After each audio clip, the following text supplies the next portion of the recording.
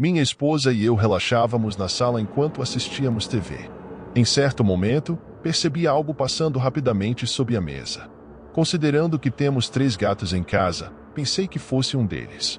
Ao meu lado, uma das gatas, a Juju, estava deitada dormindo, o que reforçou essa ideia. Então, minha esposa chamou minha atenção, indicando a mesa. Ao lado, uma garrafinha d'água estava lá, com a água dentro balançando como se algo tivesse quase a derrubado, mas sem que a garrafa tivesse caído.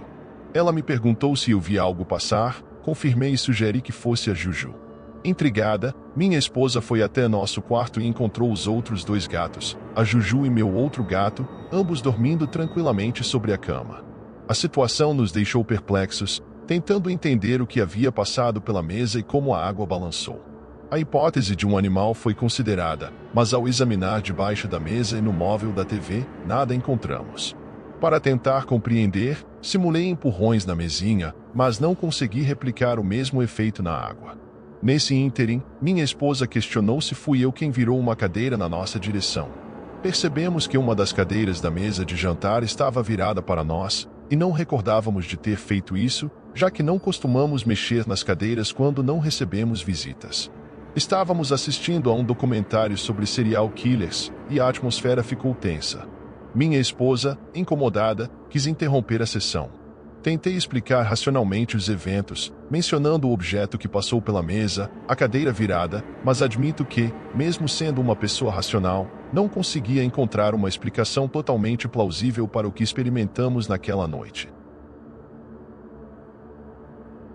Quando eu era criança, com uns 5 anos, me chamaram no quarto da minha avó. O quarto dela era ao lado da sala, com a porta entre a mesa do telefone e o sofá. Estava escuro, mas dava para ver um pouco. Enquanto ia lá, vi algo assustador, uma mão se arrastando de trás da mesa do telefone para trás do sofá. Fiquei chocado e com medo de voltar pelo caminho mais escuro. Gritei e, num desespero, pulei para o quarto da minha avó.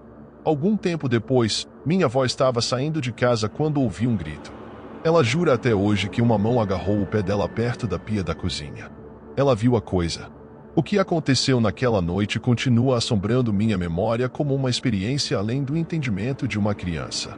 O terror se misturou ao meu susto, e aquela mão se arrastando deixou uma marca sombria na minha mente infantil. A ideia de algo escondido nas sombras ainda me arrepia até hoje. Uma das primeiras experiências ocorreu quando eu tinha por volta de 10 anos. Estava na sala, sentado, vendo TV Globinho, quando então o telefone toca. De repente a porta da sala abre, minha mãe entra, passa na frente da TV, atende o telefone, fala algo e depois sai. Foi só depois de tudo isso que percebi que eu estava sozinho em casa. Minha mãe estava com minha avó internada em estado grave no hospital. Fui para o quintal ver se ela poderia ter voltado para casa, mas não havia ninguém. Na mesma época, mas não no mesmo dia, saí para o quintal de casa e vi um senhor de terno branco, chapéu branco e uma espécie de bolsa no ombro andando vagarosamente pelo quintal, olhando para baixo. Entrei rapidamente em casa e quando fui olhar de novo, já não havia mais ninguém. Alguns anos depois, quando eu tinha uns 14 para 15 anos, comecei a ter algumas experiências fora do corpo. Frequentemente eu acordava com a cara no teto do meu quarto, sem sentir meu corpo, com uma sensação estranha de como se eu fosse algo gasoso. Uma vez, a mais marcante de todas, eu acordei e estava enxergando em todas as direções ao mesmo tempo. Essas experiências fora do corpo pararam quando tive uma experiência mais traumática. Acordei, mas estava no meu corpo e não conseguia me mover nem falar, apenas enxergava tudo escuro com luzes fracas e escutava um chiado intenso no ouvido. Também não conseguia sentir meu corpo, que formigava todo.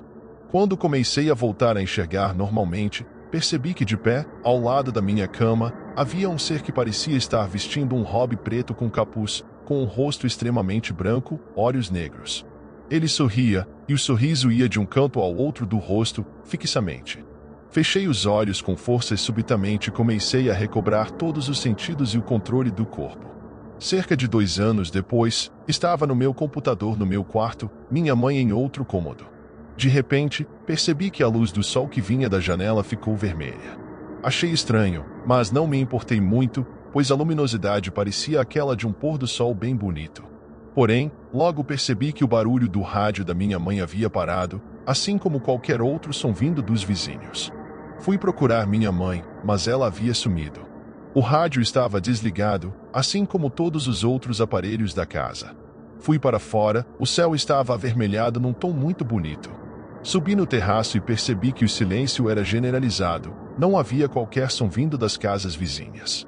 Do meu terraço eu conseguia ver a rua, e também não havia ninguém perambulando, nem mesmo carros. Estranhamente, não fiquei desesperado nem nada do tipo, pois tudo naquela realidade me induzia a um intenso sentimento de paz. O céu avermelhado alaranjado, o sol vermelho para o qual era possível olhar diretamente sem prejudicar a vista, o silêncio, o ventinho que fazia. Resolvi descer para o térreo novamente e quando entrei no meu quarto, a luminosidade havia voltado ao normal e junto a ela todo o resto, os ruídos dos vizinhos, o som do rádio da minha mãe. A minha mãe de repente surgiu vindo dos fundos da casa como se nada tivesse acontecido. Perguntei a ela se ela havia notado o céu diferente, mas disse que não viu nada de estranho. Foi como se por alguns minutos eu tivesse ido a uma realidade paralela e voltado. A última experiência significativa que eu tive ocorreu quando eu tinha 24 anos. A casa vizinha à minha estava passando por obras e, coincidentemente, o mestre de obras era o avô de um amigo meu.